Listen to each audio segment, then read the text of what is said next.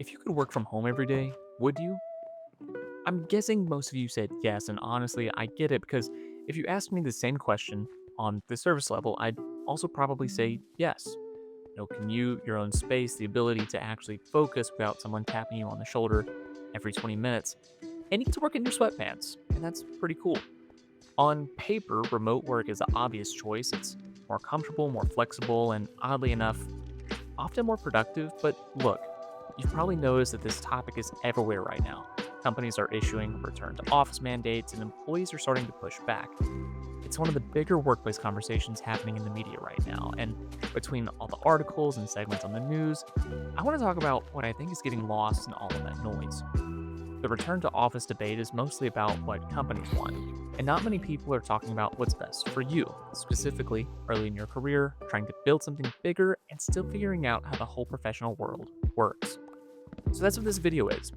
It's not going to be a hot take on corporate office policy and politics, but just an honest look on what the data actually says and what I've seen play out in real workplaces, and the case for why you might want to think twice about working from home every single day, even if you have the option.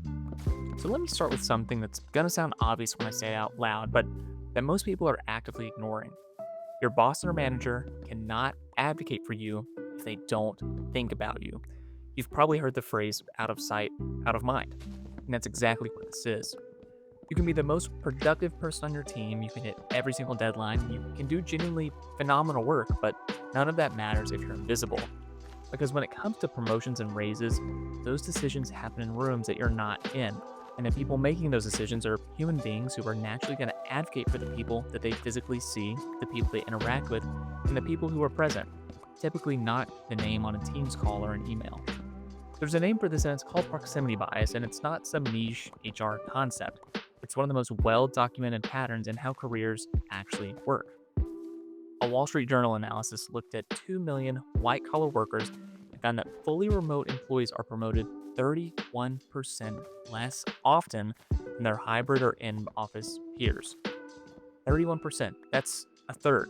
And before you say, well, maybe fully remote workers just perform worse, well, the data accounts for that. Fully remote workers are actually often more productive than their in office counterparts. So the output is there, but the promotions aren't. And so what's the variable? I think it's visibility. And it's not just happening at the employee level, this goes all the way up to the top into the C suite. A KPMG, a large accounting firm, survey found that 87% of CEOs say that they're more inclined to reward employees who come into the office with better assignments, raises, or promotions. Again, 87%. It's not just a random fringe opinion, it's the overwhelming consensus among the people who are actually making decisions about your career. And here's the part that hits close to home for me. At my own job, there are people who work from home just on Fridays, 1 day a week, and the difference in how they are included in the inner circle of our team is super noticeable. And it's not because anyone sat down and decided to exclude them, no one's doing that consciously. It's just that Fridays when a lot of the informal stuff happens.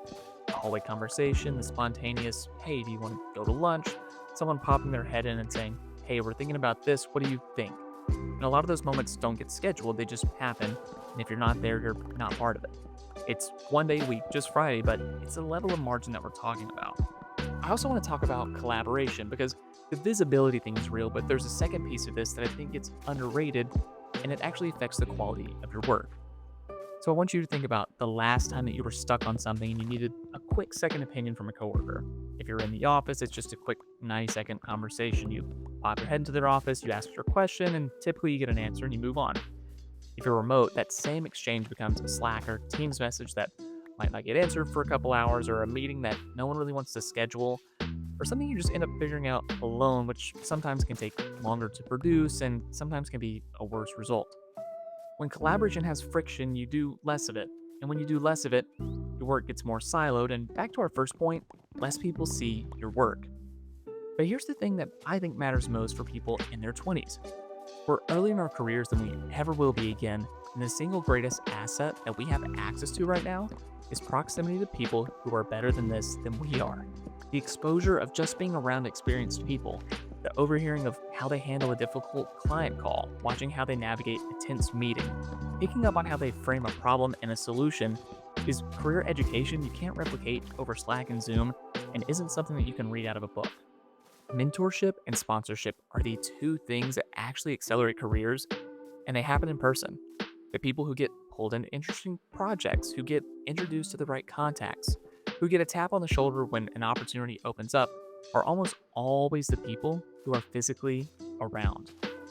The best asset that anyone can have professionally is a strong network. Having a robust network will carry you further in your career than any skill or accolade you pick up along the way. And remote work is really good at optimizing for individual productivity. You get fewer interruptions, you can build a better personal environment, you can deep work more easily, and all of these are real and valid arguments. But in your 20, individual productivity is not the only thing you're trying to build. You're trying to build relationships, reputation, and skill, and all of those things happen better and faster in person.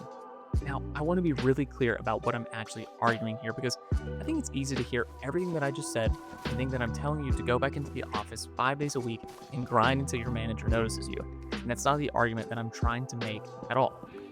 Working from home occasionally is awesome. A doctor's appointment without burning a PTO day, a day at home to lock in around a big project without the interruptions of an open office, the flexibility to handle real life stuff without it derailing your whole workday. Those are real benefits, and I don't want to dismiss them. I take advantage of a good work from home day, but realistically, maybe once or twice a month or an evening after lunch here and there. But here's the thing, the data actually supports a really specific answer on this, and it's not always be in the office. Stanford economist Nicholas Bloom has done some of the most rigorous research on this topic, and what he's found is that employees working in a hybrid setup, roughly 3 days in the office and 2 at home, are just as productive and just as likely to be promoted as people who are in the office 5 days a week. Only 3 days in the office, but the same promotion rate is 5 days in the office, which means, by the numbers, the goal is not to sacrifice your entire flexibility, and the goal is to not be fully remote at the same time. Because that's where the penalty actually kicks in. Again, it's not about being there every single day, and it's not about opting out entirely. It's about being present enough that your manager thinks of you, your coworkers collaborate with you naturally, and that you're in the room, physically or metaphorically, when the decisions get made.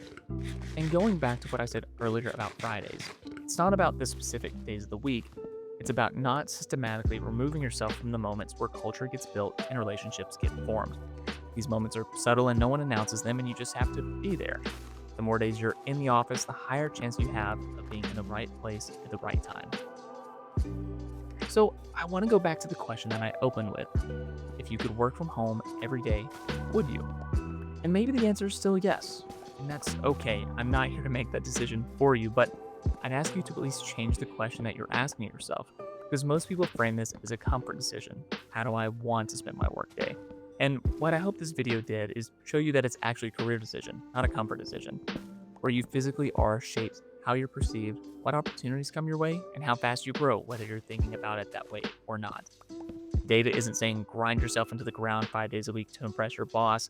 It's saying that showing up consistently, intentionally, and even just most of the time is one of the lowest effort, highest leverage things you can do for yourself early in your career. And the people who figure that out sooner tend to look back and feel pretty good about it. You've got way more control over this than you think, and I'd recommend that you use it. If you're looking to join a growing group of young professionals striving to build something bigger for themselves, I'd love for you to join our Discord and say hey. The link is in the description, and again, we'd love to have you. If you've enjoyed this video, I'd really appreciate a subscribe, and I'd love to have you along for the ride. It's been Q-All, and until next time, enjoy the fog.